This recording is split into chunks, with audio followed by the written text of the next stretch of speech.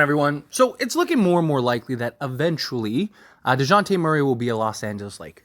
Right? You get reports basically daily diving into like, hey, the framework's pretty much done. They're just trying to orchestrate and figure out a third team. Lakers are trying to get other pieces from other teams. And ultimately, come the trade deadline, which we're about 2 weeks out from, he'll be a Laker. He'll be in a Laker jersey. The Lakers have him as the top priority.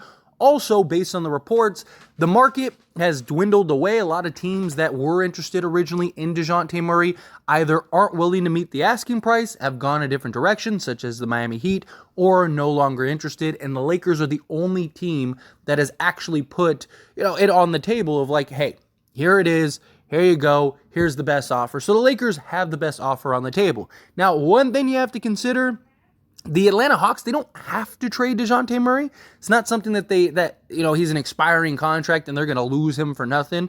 No, he's about to go into a new extension for 4 years. So they could keep him, wait and be patient. However, I don't really see, even next year, all of a sudden Dejounte Murray becomes more valuable, right? Because, again, most of the teams that are already locked up have their point guard, right? They have their guy that they're going to. What team is going to end up looking and going, okay, well, we need a point guard like a Dejounte Murray now that doesn't already need one now? And Atlanta runs the risk of like the Lakers getting somebody, right? Like what if the Lakers end up getting into the offseason and they end up landing a Donovan Mitchell or something like that? Now, Atlanta could end up being stuck with Dejounte Murray for 4 years. So I don't think it's as big of like a concern of like, oh, well, they don't have to trade him this year. I think that they kind of need to, and the Lakers are more likely that option. But another big sign is Dejounte Murray himself. Dejounte just keeps dropping little subtleties. And now you could look at it as like, okay, he's just, having fun on social media or whatever, but they're very specific. Okay, so here's two main ones. And like he's doing it every day almost. So the first one that he posted was just a picture of his feet, right, on a basketball court. And it says, "Tell me when to go," in yellow lettering and a gold court gem. Okay, tinfoil hat on. Maybe that's something. Maybe it's nothing. But then he follows that up with like a random selfie of himself. And it says, "Get it done." Right? Like, again, it's just, look, could it be just a weird thing and he's just kind of trolling and having fun? Of course, that's always an option. But Dejounte Murray leaving little like, hey, Lakers, let's go. Tell me when to go to you. Get the trade done. Let's get it done. Is probably as if not more likely is the case. Right? If he was just posting, because look, there's stuff that happens where, people get really carried away with stuff. Like, he'll post something eating a cereal or something, and people will be like, "Oh my gosh, Dejounte Murray is eating the same cereal that LeBron eats. That's confirmation." Or you saw like D'Lo. People were going around like, "Oh, well, D'Lo's no longer following the Lakers on, was it IG or whatever?" It's like, well, he's never followed them. So it's not like it's something, again, there's some things that people look into too much. This is not that, at least in my opinion. Again, it's not, he didn't post this on some random court. I mean, it's a yellow court and his feet, he's focusing on the gold court, right? It's not like he just took an image and it's just out and there's a bunch of people playing. He's at a gym or something like. No, it's literally, and then in yellow gold writing saying, "Tell me when to go." Again, that's just extremely odd that he would just randomly post that in the middle of him very likely going to the Los Angeles Lakers. And then to follow that up with a selfie, which, okay, selfie, no big deal, right? Selfies, people post selfies all the time, no biggie, right? But then when you see like the title and the song and everything is "Get It Done," right? Again, it's just, these are things, it's like, okay, once is a coincidence, two, it starts to become like, okay, that's really what he's doing, right? And also, if like you look at his other posts, you look at his other stories and stuff, like They're just normal things. And then you just have like these random little subtleties of like, hey, come get me. Let's get this trade done. I want to be a Laker. Let's make it happen. Right? And I mean, people, you could even link it to like Kyrie last year, right? When Kyrie was supposed to be going to Lakers. And we know he wanted to. The Lakers tried to actively go get Kyrie Irving. And then Joe Tsai ultimately said, I'm not trading him where he wants to go. Take the next best deal. And then that turned out to be the Dallas Mavericks, right? But Kyrie was doing the same thing. He was like courtside at Laker games. He like did an interview wearing a Laker jersey, right? You'll see subtleties. You'll see these things. Zach LaVine has mentioned, I want to be a Laker. I'd love to play along LeBron and AD a couple years ago. And then the trade rumors come out that the Lakers are targeting him and they're interested in him. And all of a sudden he's wearing LA hats and he's like dropping hints about wanting to go to the Lakers and stuff.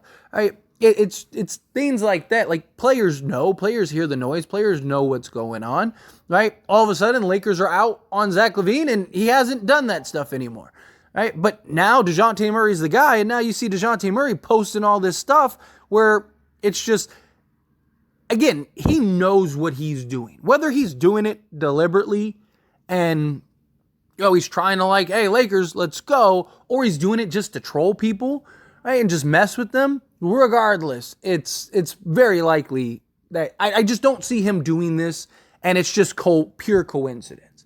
Oh man, like I didn't even realize it was a gold gym, and I did it in gold writing, and I said, tell me when to go, right? Like, come on. It's silly stuff like that. But the Lakers still have a lot of work to do, right? They still got to do their due diligence. They still got to go and try to find a third team for D'Angelo Russell. D'Angelo Russell's playing out of his mind right now. So, hopefully a team sees that and starts valuing that and goes, man, like if we could get, a D'Lo, he could help and impact us a little bit. And then also like, can the Lakers get other pieces? Because one thing I've always maintained is, look, I like Dejounte Murray. I do have my reservations. I do have my concerns. I definitely think he would be an upgrade. I definitely think he would help the Lakers tremendously. If you get like San Antonio Dejounte Murray and he maintains Atlanta Hawks shooting, I think the Lakers would be terrifying, right? Or have the potential to be terrifying. But I also have the concerns that like, no, defensively he is what we've seen in Atlanta. The shooting is just kind of an outlier, and he's going to drop back down to 34%. And he may not be the guy he was in San Antonio anymore. He might be the guy he is in Atlanta, which we'd be better, but I don't think that we'd be hugely, drastically better, right? I don't think Dejounte Murray all of a sudden makes us the best team in the league, but I do understand him for the long term. Now it makes sense, but also post LeBron James, you have Dejounte Murray and Anthony Davis as like your two main cornerstones, and then Austin Reeves, if they end up keeping Austin Reeves, then basically you got your point guard, your two guard, and your center or power forward. So now you're just kind of, can Jared Vanderbilt develop and grow in an offensive game? If he can develop a shot, well then now you got your small forward, right? And then now you're just looking for a center, or you're looking for a power forward to pair alongside Anthony Davis. That would be good shape. But regardless, even if Dejounte Murray does become San Antonio Dejounte Murray, I still believe that the Lakers need other pieces. And that's kind of my hope. Like a 3-team deal may end up being the best thing for the Lakers because the Lakers may be able to pry other pieces. Right? There's talks about the Brooklyn Nets. Like I talked about the Brooklyn Nets and I was like, hey, this is a team that makes sense. They could use D'Lo. They have Spencer Dinwiddie. And then now it's being reported that, hey, like, the Nets may end up being a team that could make sense, including Gage and whatnot. And I think that makes a lot of sense, right? They got Dorian Finney-Smith, they got Royce O'Neal, they got Spencer Dinwiddie. Can the Lakers work something out to where they get a Dorian Finney-Smith or they get a Royce O'Neal, maybe even both, right? And Spencer Dinwiddie ends up going to the Atlanta Hawks. The first and the pick swap go there. Maybe like Rui and Jalen Hood-Schifino plus 2 or 3 seconds end up going to Atlanta or going to Brooklyn, and they get back a Dorian Finney-Smith, Royce O'Neal, or even just Dorian Finney-Smith and Dejounte Murray. Now you basically have your starting 5 and you're set to go. Now you got Dejounte Murray. I may even personally, and this is just me personally, keep Taurean Prince at the 2 for his shooting, and I just think he's serviceable defensively. Now, you could go Austin Reeves at the 2.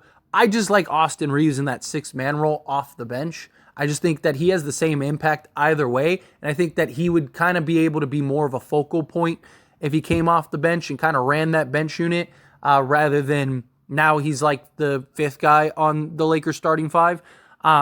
So personally, this is just me, but I would love to see like a Dejounte Murray, Taurean Prince, Dorian Finney-Smith, LeBron James, and Anthony Davis. If we ended up getting Royce O'Neal, then I'd swap Royce O'Neal for Taurean Prince because Royce O'Neal is just better defensively and he's shooting basically the same percentage. So at that, now you got legit 3-point shooting, you got legit defense, switchability. I mean, your worst defensive player at that point would be LeBron James, and he can turn it on and be one of their best defensive guys if he needs to.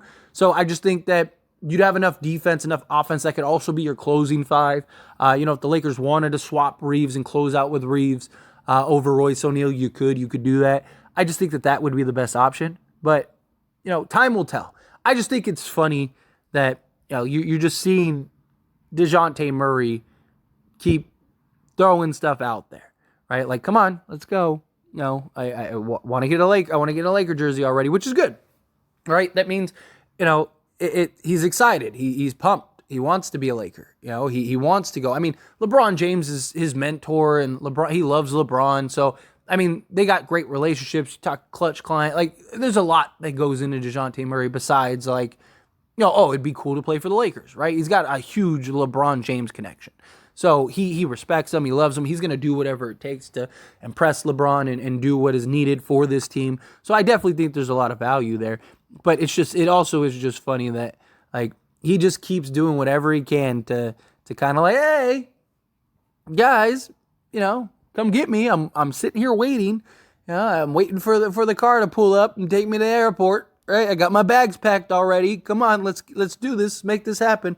And then to have a long-term home in LA, I just think that'd be huge. But anyway, as always, this is a discussion, so I pass the question on to you. Let me know your thoughts and opinions down in the comments below. What do you think? How do you feel?